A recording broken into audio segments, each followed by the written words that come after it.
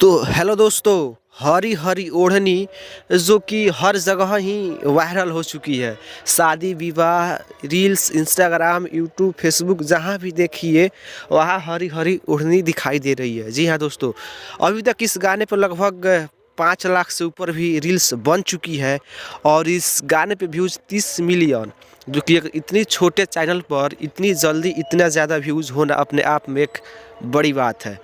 और ये गाना काफ़ी ज़्यादा वायरल है फिलहाल ओम प्रकाश अकेला। जी हाँ दोस्तों, आप सबको पता होगा ओम प्रकाश अकेला जो कि बिल्डरवा के पापा बोले जाते हैं, जो कि हमेशा फनी सॉन्ग करते हैं, उन्हीं का एकदम बवाल रील्स है जो कि प्रियांशु सिंह है इस गाने में म्यूज़िक दिया है। पवन सिंह के फेवरेट म्यूज़िक डायरेक्टर हैं, तो काफ़ी ज़्यादा वायरल रील्स है। यदि वीडियो पसंद आई है तो चैनल को सब्सक्राइब जरूर कर लीजिएगा।